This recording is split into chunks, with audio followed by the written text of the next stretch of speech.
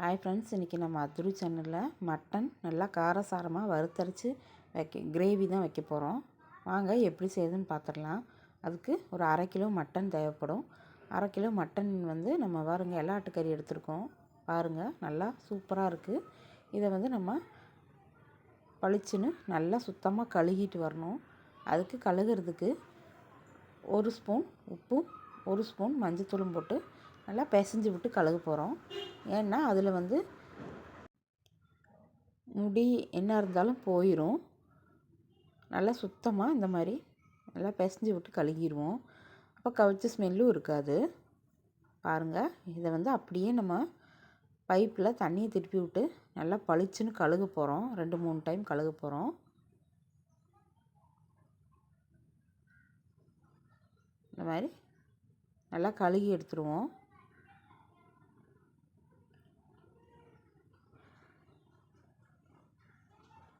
மட்டனில் கவிச்சியே இருக்காதுங்க இந்த மாதிரி கழுகும்போது. பாருங்கள், எடுத்துகிட்டு குக்கரில் போட்டு 1 ஸ்பூன் மஞ்சத்தூள் போட்டு இஞ்சி பூண்டு பேஸ்ட்டும் போட்டு அது முங்குற அளவுக்கு தண்ணி ஊற்றிக்குவோம். 1 ஸ்பூன் இஞ்சி 1 ஸ்பூன் பூண்டு பேஸ்ட்டும் போட்டிருக்கேன். அதில் முங்குற அளவுக்கு தண்ணி ஊற்றி கொத்தமல்லி தழை கொஞ்சம் போட்டு அப்படியே குக்கர் அடுப்பில் வச்சு நம்ம அடுப்பை பற்ற வச்சு ஒரு 4 விசில் 3 விசில் விட்டுருவோம். அப்புறம் மூடி வச்சுருவோம். நம்ம அதுக்கப்புறம் வறுத்து அரைக்கிறதுக்கு தேவையானது என்னெல்லாம் பார்த்துடலாம். மட்டன் வேகட்டும். பாருங்கள், ஒரு 1/4 கிலோ சின்ன வெங்காயம் உளித்து எடுத்திருக்கேன்.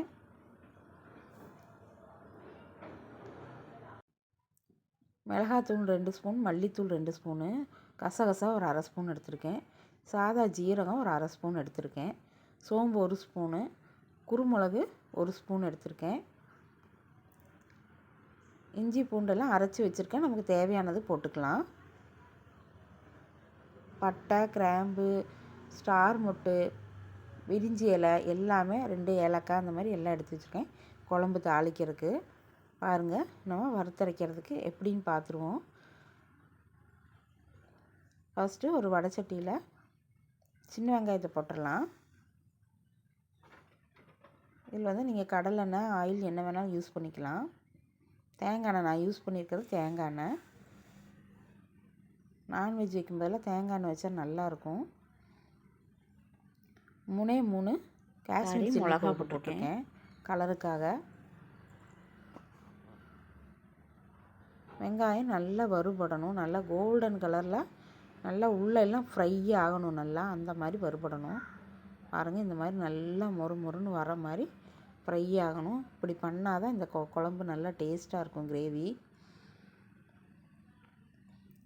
அதில் கொஞ்சம் வறுபட்டுருக்கும் போதே நல்லா அந்த மாதிரி கோல்டன் கலரில் வரும்போதே நம்ம எடுத்து வச்சுருக்கிற ஜீரகம், குருமிளகு இந்த மாதிரி எல்லாத்தையும் போட்டுடலாம். சோம்பு, மிளகு, கசகசா, பட்டை, கிராம்பு எல்லாம் எடுத்து வச்சுருக்கோம். பாருங்கள், இது எல்லாமே வறுத்து அரைக்கிறதுக்கு எல்லாத்தையும் போட்டேன்.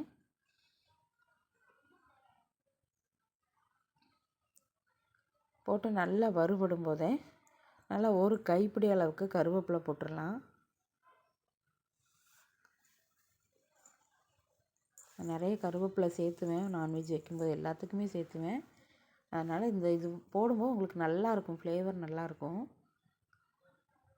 நல்லா வறுத்தரலாம்.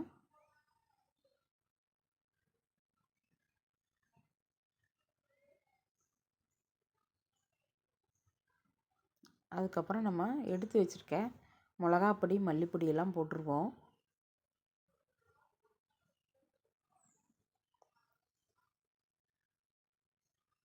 மல்லிப்பொடி போட்டு நல்லா அந்த எண்ணெயிலேயே வறுபடட்டும். அடுப்பை ஆஃப் பண்ணிடுவோம்.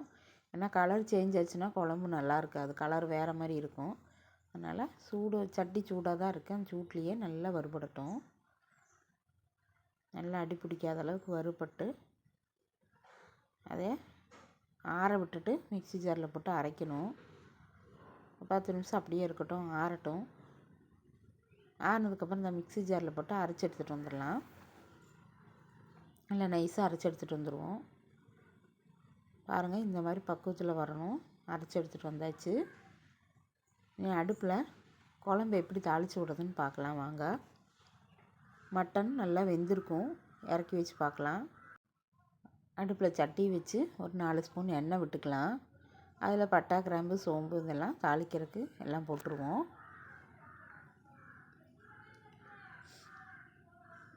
நல்லா அது வறுபட்டதுமே விரிஞ்சி இலை ஒரு இலை போட்டுருவோம்.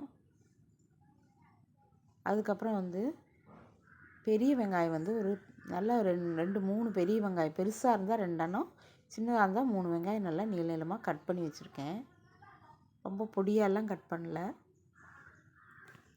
அதையும் அந்த எண்ணெயில் போட்டு நல்லா வறுபடட்டும். பாருங்கள், வெங்காயம் நல்லா வணங்கிட்டுருக்கு. நல்லா வணங்கட்டும். அது கூட ஒரே ஒரு தக்காளி போட்டுருவோம். தக்காளி போட்டு தக்காளியும் நல்லா வணங்கட்டும். மட்டன் வெந்ததுனால சீக்கிரம் ஆயிரும் இந்த குழம்பு. ஒரு பிடி கைப்பிடி அளவுக்கு கொத்தமல்லி தலையும் கொஞ்சம் புதினாவும் போட்டுடலாம். போட்டு நல்லா இளக்கி விடுவோம்.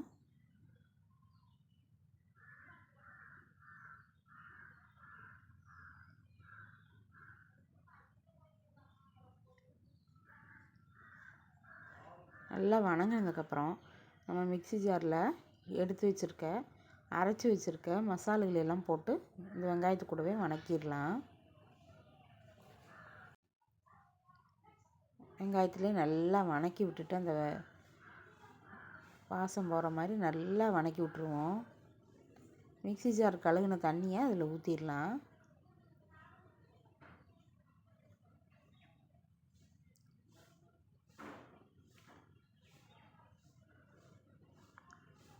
உங்களுக்கு எந்த அளவுக்கு தண்ணியாக வேணும்னா கொஞ்சம் தண்ணி எக்ஸ்ட்ரா ஊற்றிக்கங்க. திக்காக வேணும்னா நான் இந்த மாதிரி பண்ணுங்கள். ஒரே ஒரு கிளாஸ் தான் நான் ஊற்றிருக்கேன் தண்ணி. ஏன்னா மட்டன் வேக வச்சது கூட தண்ணி இருக்கும். இதில் தேவையான அளவுக்கு உப்பு போட்டுருவோம். மட்டன் வேக வைக்கிறதுல உப்பு போட்டுக்கனால இதுக்கு மசாலுக்கு தேவையான அளவுக்கு மாத்திரம் உப்பு போட்டுடலாம்.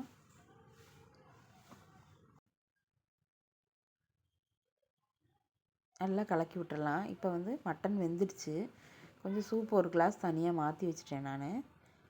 பாக்கி இருக்கிறத அப்படியே நம்ம இந்த கிரேவியில் கொட்டிடலாம்.